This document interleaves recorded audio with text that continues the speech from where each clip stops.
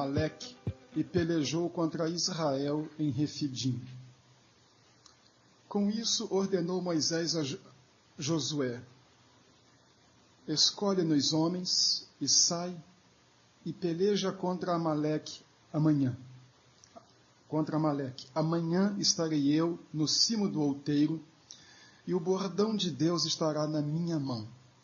Fez Josué como Moisés lhe dissera e pelejou contra Amaleque. Moisés, porém, Arão e Hur subiram ao cimo do outeiro. Quando Moisés levantava a mão, Israel prevalecia. Quando, porém, ele abaixava a mão, prevalecia Amaleque. Ora, as mãos de Moisés eram pesadas, por isso tomaram uma pedra e a puseram por baixo dele, e ele nela se assentou. Arão e Hur sustentavam-lhe as mãos, um de um lado e o outro do outro. Assim lhe ficaram as mãos firmes até o pôr do sol. E Josué desbaratou a Amaleque e a seu povo ao fio da espada. Queiram sentar-se, por favor. O título da mensagem pode parecer um tanto pedante, a receita para a vitória. Naquela história, pastor Benjamin, que eu contei, né? Tudo sobre o elefante, que o americano costuma trazer as receitas, pode parecer uma receita de bolo pronto. Aqui está como fazer para ter a receita para a vitória. Tenho receio dessas simplificações e, além das simplificações, das fórmulas feitas, que por vezes ignoram circunstâncias e particularidades de cada grupo e de cada comunidade.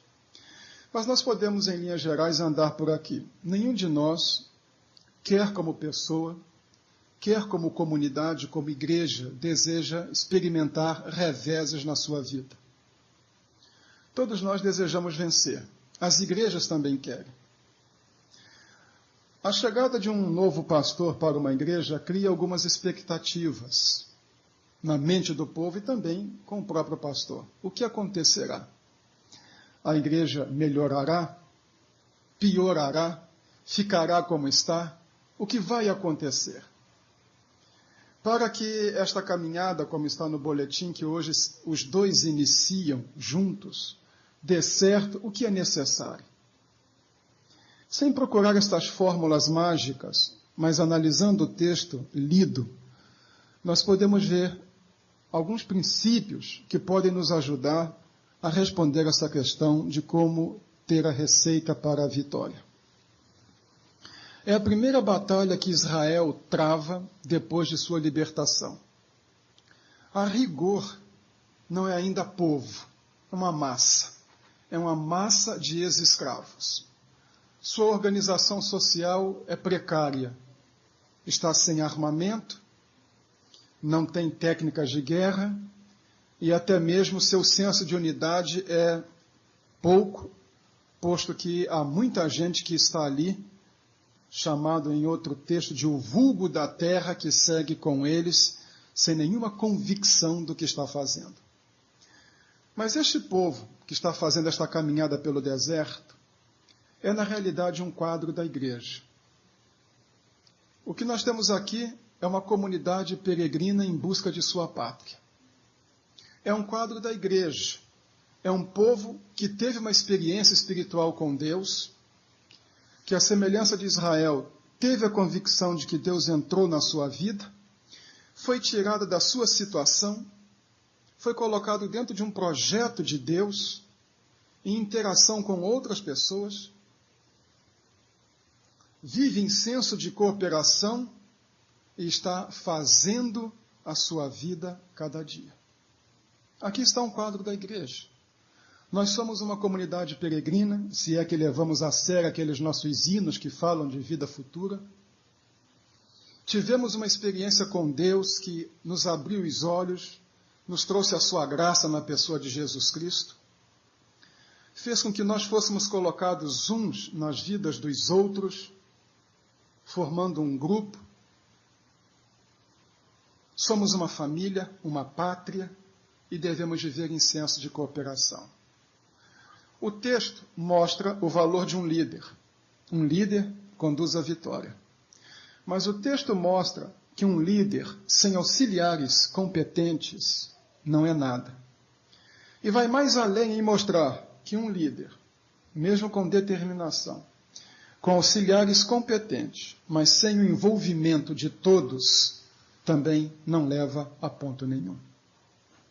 Eles enfrentam o inimigo, que são os amalequitas. Sobre eles, leiamos Deuteronômio 25, 17 e 18. É o que se chama de tática de hiena. Deuteronômio 25, 17 e 18.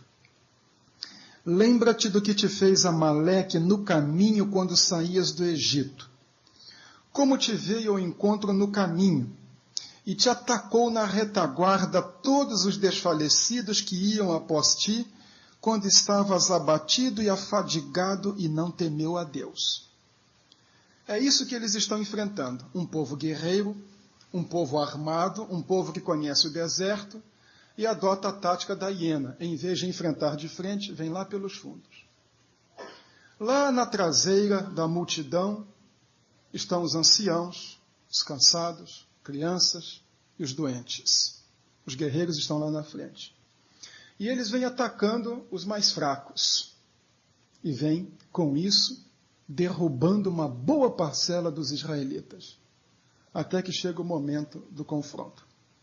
É um confronto aparentemente desigual, porque eles são ferozes, são guerreiros, têm armas, têm treinamento militar, têm uma estrutura social. Os hebreus são uma massa de ex-escravos, sem treinamento, sem armas e sem estrutura social. Mas venceram. Como? O que é que esta história pode nos apresentar para nós, como Igreja de Cristo, para responder a esta questão de qual é a receita para a vitória? Apenas 2 ingredientes que eu gostaria que os irmãos prestassem atenção, que entesourassem no coração e que partilhassem comigo durante o tempo em que nós trabalharmos juntos. Primeiro, a compreensão que cada crente deve ter de que faz parte de um todo. A compreensão que cada crente deve ter de que faz parte de um todo. Veja-se que há uma diversidade de funções. Há um líder, que é Moisés. Há assessores, Arão e Hur. E há militares, Josué e os seus. Eles se juntam para uma obra. Poderíamos fazer uma pergunta. Qual é o mais importante? E alguém diga assim, Moisés. Sim, quando Moisés levantava as mãos, Israel prevalecia. Mas ninguém aguenta ficar com as mãos muito tempo levantadas, e quando ele ia cansando e as mãos abaixando, Israel perdia. E se não erguessem as suas mãos? Tem razão, então não é Moisés, Arão e Hur. Porque Arão e Hur providenciaram lá um banquinho em forma de pedra, ele assentou-se, um de cada lado, segurando sua mão e mantendo a sua mão erguida, então ele conseguiu ficar o dia inteiro com as mãos erguidas. Tem razão. Não era tanto Moisés, Arão e Hur. Sim, mas e se Josué e os guerreiros não dessem duro lá embaixo lutando? Tem razão. Então Josué e os guerreiros. Sim, mas Josué e os guerreiros estavam batalhando lá embaixo, mas quando as mãos de Moisés cansavam, eles perdiam. Então nós podemos ficar num círculo vicioso. O mais importante não é Moisés, o mais importante não são Arão e Hur e nem os guerreiros. Cada um tinha uma tarefa a cumprir. Cada um aceitou a sua responsabilidade, cada um se desincumbiu eficientemente do que tinha que fazer. Eles compreenderam que o fracasso de um seria o fracasso de todos, e que o acerto de um seria o acerto de todos.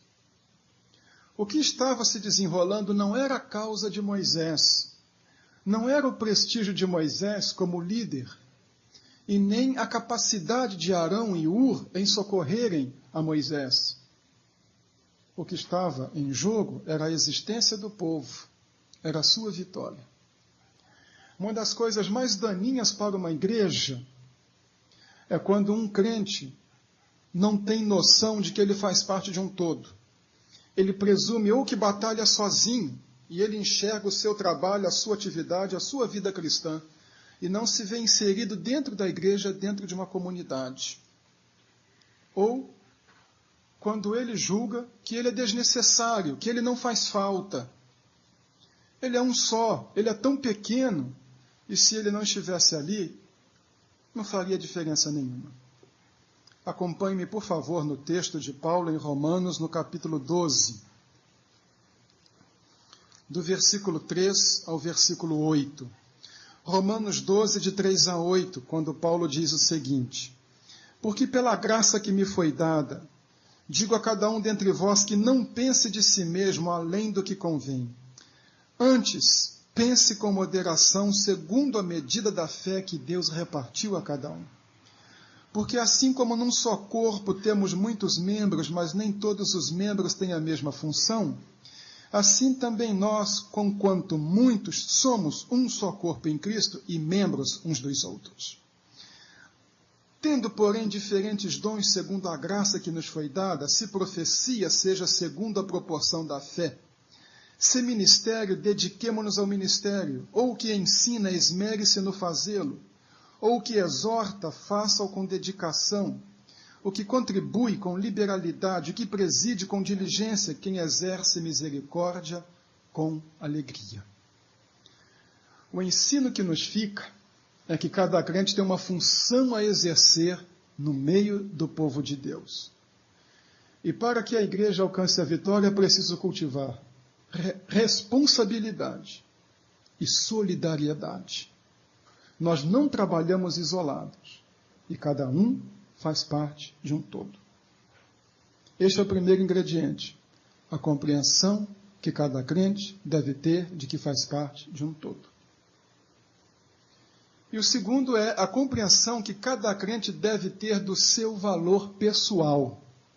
Repetindo, a compreensão que cada crente deve ter do seu valor pessoal. Moisés, Arão, Ur, Josué e seus soldados, cada um tinha algo a fazer. Não competia a Moisés fazer o trabalho de Josué, mas não competia a Josué fazer o trabalho de Arão e Ur. E não competia a Arão fazer o trabalho de Moisés ou Ur fazer o trabalho de um comandado de Josué. Sem ciúmes, sem queixas, sem desejo de prepotência, de mando, de domínio, cada um compreendeu que tinha um trabalho específico a fazer e que se não fizesse, viria a derrota. Aqui nós devemos evitar, como já acenei antes, dois equívocos no nosso meio. Um é quando o crente pensa que ele não tem valor, ele não tem instrução, ele não tem capacidade, ele não tem cultura nenhuma. Outros, por vezes, em vez de serem omissos, como estes que se julgam incapazes, julgam-se muito capazes, tornam-se prepotentes, sócios de Deus, impositores da verdade, e só as suas ideias são válidas. Moisés é o líder e as mãos erguidas são um símbolo do seu ofício profético. Arão e Ur são os seus assessores e poderiam dizer, bem, isso aí não é problema nosso, Moisés que se vire, mas eles disseram, isso é nosso. Josué e os soldados poderiam dizer, Moisés está numa boa, sentadinho lá, e nós aqui é que estamos derramando sangue. Mas cada um reconheceu o seu lugar. Nenhum deles se omitiu e nenhum deles exorbitou. Não sei se comentei isso com os irmãos, quando estive aqui alguma das vezes anteriores, da pessoa que mais me marcou nos meus estudos no seminário. Eu fui aluno de alguns dos maiores vultos da história batista no Brasil, como José dos Reis Pereira e João Filson Sorém. Mas a pessoa que mais marcou a minha vida no seminário foi a lavadeira do seminário, Dona Mariquita. Dona Mariquita tinha estudado até a 3ª série primária no interior de Minas. Ela era, então, semi-alfabetizada. Nós éramos membros da mesma igreja, a Igreja Batista Itacuruçá. E eu gostava muito de ir lá conversar com Dona Mariquita. E um sábado eu fui lá pegar minha roupa E porque eu era o caçula do seminário, Dona Mariquita tinha muito carinho comigo. Disse, Isaltino, senta aí que eu vou passar um café para nós.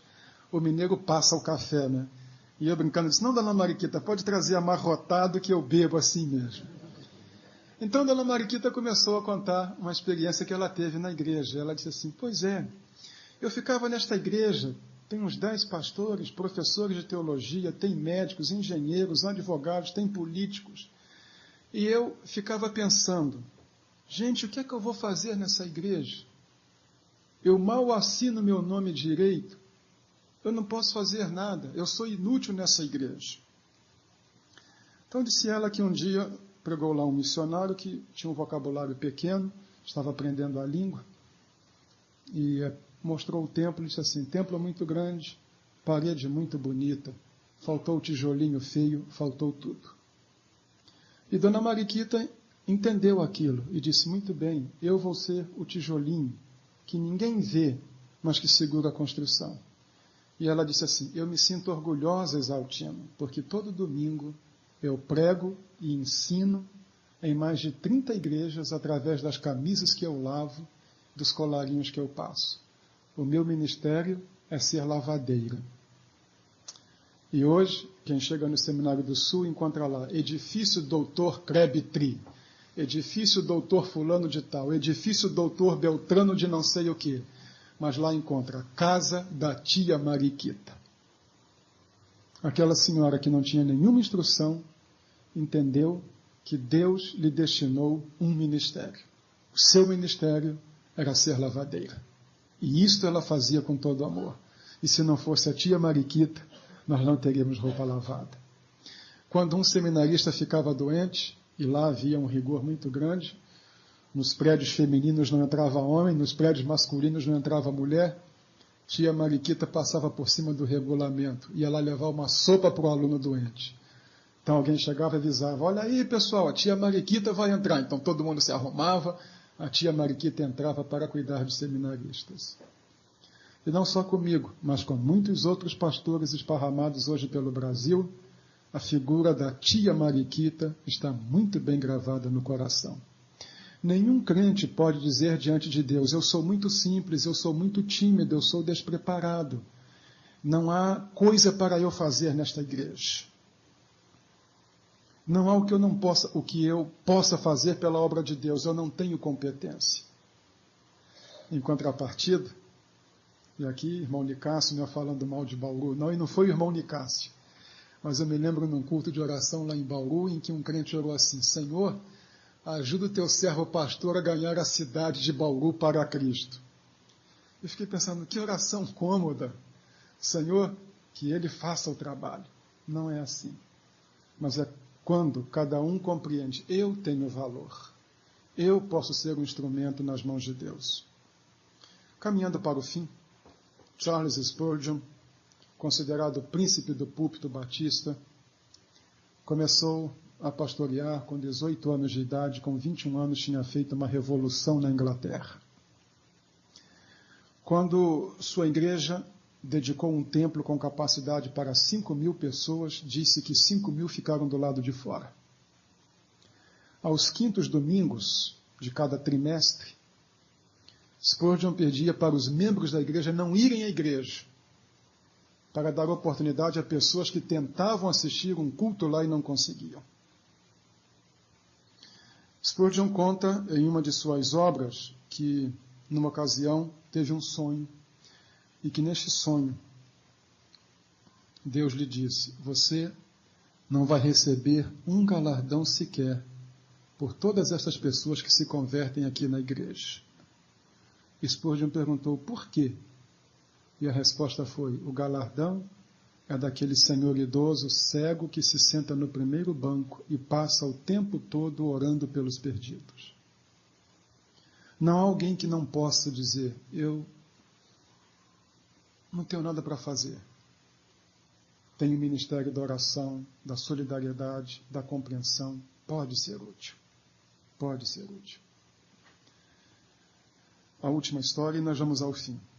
Eu fazia conferências na Igreja Memorial da Tijuca, no Rio, e havia um irmão muito interessante que chegava, olhava e dizia assim, tem pouca gente, não é? É.